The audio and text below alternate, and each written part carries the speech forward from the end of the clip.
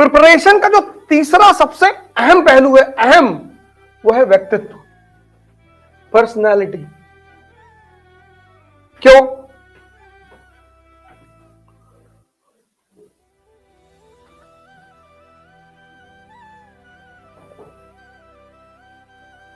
अब इस दुनिया में कुछ भी सुनिश्चित नहीं है। मोदी जी को पता था प्रधानमंत्री बन जाएंगे, बन गए, लेकिन मोदी जी अपना काम करते रहे। इस दुनिया में कुछ भी सुनिश्चित नहीं।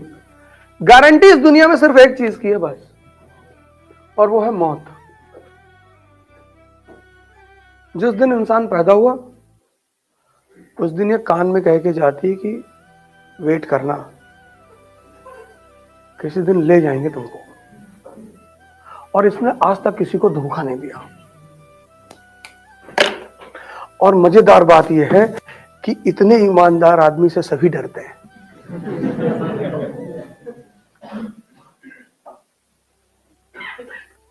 इसने आज तक किसी को धोखा नहीं दिया, किसी को भी। भगवान भी धरती पे आए तो उनको भी लेके गई। पूरे इतिहास में दो लोग हैं जो सशरीर स्वर्ग जाने की कोशिश करते हैं। एक तो नहीं पहुंच पाया, एक आदमी पहुंच गया, वही युधिष्ठिर। एक ने कोशिश की, त्रिशंकु ने, लेकिन वो जा नहीं पाए।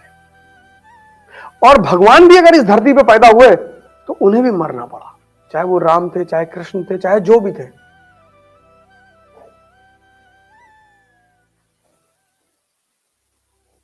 तो अब जब कोई चीज, अब सुनना, ये तीसरी बात बहुत इंपॉर्टेंट है। अब जब कोई चीज सुनिश्चित नहीं है और तुमने एक बड़ा गोल बना लिया, आईएएस यार बहुत छोटा गोल है, लेकिन तब पर भी मैं लिख देता हूं यहां पे, तुमने आईएएस का गोल बना लिया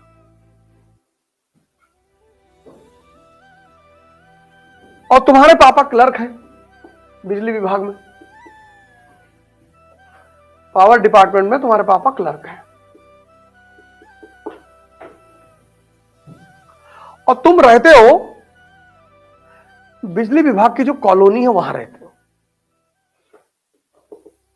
होती है ना कॉलोनी, जहां विभाग के सारे क्लर्क वगैरह, बाबू वगैरह रहते हैं। पोस्ट ऑफिस कॉलोनी, बिजली विभाग की कॉलोनी, हाइडल कॉलोनी बोलते हैं उसको। पता नहीं यहां है कानपुर में कि नहीं है, होगी जरूर, हाइडल कॉलोनी। जैसे हम पोस्ट ऑफिस कॉलोनी में रहते थे, तो जितने हमारे पिताजी पोस्ट मास्टर थे, तो जो पोस्ट ऑफिस के कर्मचारी थे उनके लिए कॉलोनी बनाई गई थी। बाबुओं के लिए कॉलोनी बनाई जाती है, अफसरों के लिए विला बनाया जाता है। ये तुम्हारे यहाँ, तुम्हारा चांसलर का देखो विला है, 10 बीघे में उसका मकान है, आगे ग्रीनरी है, पीछे ग्रीनरी है, सुबह उठ के प्राणायाम करता होगा। और चपरासी बेचारा एक कमरे के मकान में रहता है। उसकी वजह सिर्फ यह है कि वो चपरासी अपनी क्षमताओं को विकसित नहीं कर पाया, और ये कयामत तक रहेगा, इसको तुम खत्म नहीं कर पाओगे। तुम क्या समझते हो कि आज जाति व्यवस्था खत्म हो गई? आज भी है। जाओ तुम एयरलाइन में बैठो, आज जो ब्राह्मण है, आईएएस अधिकारी, मंत्री, ये सब आज के ब्राह्मण हैं, तो ये तुमको बिजनेस क्लास में मिलेंगे। बिजनेस क्लास का टिकट भारत से अमेरिका कितना? 3 लाख रुपया सोते हुए जाता है। इनके ऊपर, ब्राह्मणों के ऊपर जो राजा महाराजा हैं, अंबानी अपना पर्सनल हवाई जहाज रखे हुए हैं, अपने हवाई जहाज से चलते हैं। हम लोग इकोनॉमी क्लास में बैठते हैं।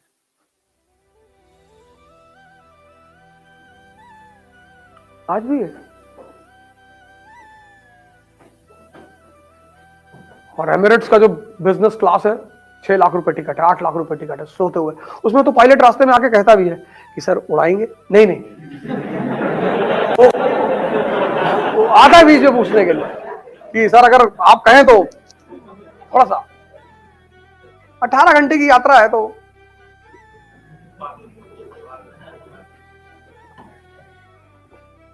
अब तुम्हारी चुनौती यह है कि ये सारे लोग, सारे क्लर्क यहां रह रहे हैं,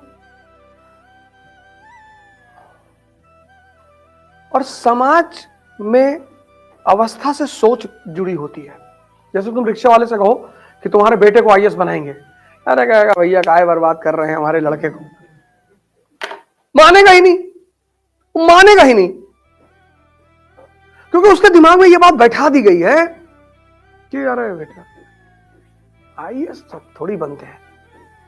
अब तुम्हारे इस हाइडल कॉलोनी में 800 परिवार रहते हैं और उस 800 परिवार में तुमने कह दिया कि मैं आईएएस बनूंगा। अब ये 799 परिवार का चूल्हा बंद हो गया।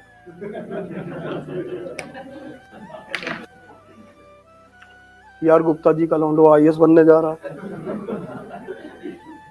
और सौभाग्य से तुम पढ़ने में अच्छे हो, तुम्हारा रिकॉर्ड पढ़ने का अच्छा है, तुम्हारा 10th में 99% है, 12th में 99% है, फर्स्ट अटेम्प्ट में आईआईटी कानपुर में तुमने एडमिशन ले लिया है।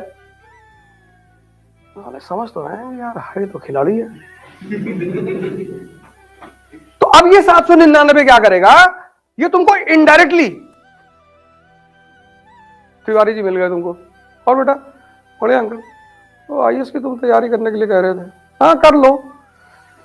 हमारे एक दोस्त है लखनऊ में, उनका लड़का पढ़ने गया था, वो पागल हो गया बेचारा 2 साल बाद।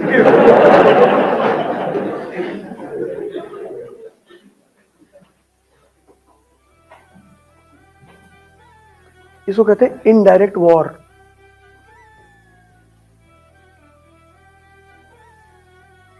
अब यही बात अगर तुमसे लगातार कही जाएगी, लगातार, तो हो सकता है तुम्हारे दिमाग में बैठ जाए,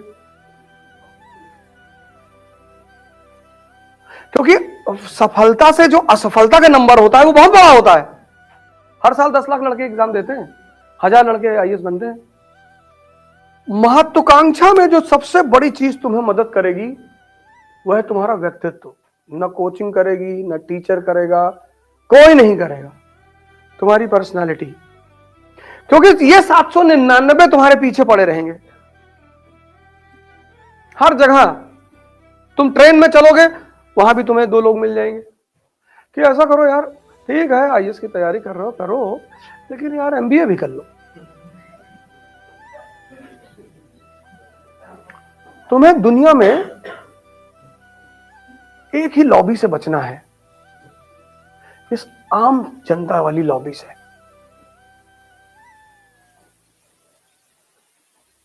और अगर तुम इससे बच गए, और तुम्हें ही बचना है, इसका काम है डिमोरलाइज करना। ये 99% जो जनता है उसका काम है डिमोरलाइज करना, उसका पेशा है। ऐसा नहीं तुम्हें कर रही है, सबको करती है।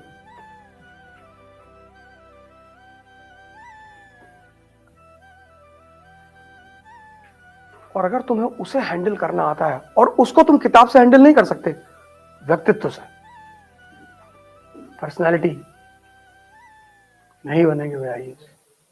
बहुत लोग तुमसे कहेंगे कि नहीं बनोगे आईएएस, नहीं बनेंगे, अच्छा है, तो लूट पाट करेंगे, और पहले तुम्हारा घर लूटेंगे और तुमको मारेंगे।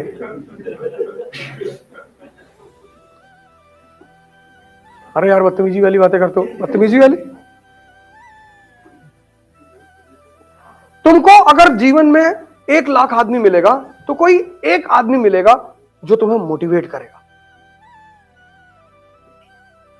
इसलिए इस जीवन में सबसे बड़ी चीज है अपने आप को मोटिवेट रखना, खुद से, किसी की वीडियो सुनकर नहीं, किसी की क्लास अटेंड कर, खुद से। राजा मतलब वो व्यक्ति जो स्वतः मोटिवेटेड है। जो दूसरों से मोटिवेशन ले रहा है वो राजा नहीं बनेगा, बनेगा ही नहीं, सवाल ही नहीं उठता। क्योंकि सारी लड़ाई तुम्हें अपने व्यक्तित्व के बल पे लड़नी है। तुम्हें अपने व्यक्तित्व का विकास करना होगा। कैसे? दुनिया में जितनी भी छोटी छोटी चीजें उनको छोड़ दो, 2 चीजों को तुम ताकतवर बनाने की कोशिश करो पर डे। पर डे, एक तुम्हारा मन, एक तुम्हारी शरीर।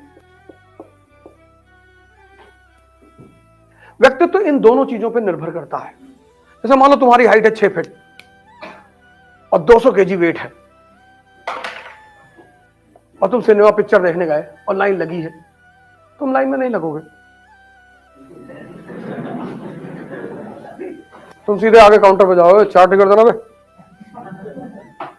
और लाइन में लगे हैं 5 4 5 3 5 6, कोई 40 किलो का, कोई 50 किलो का।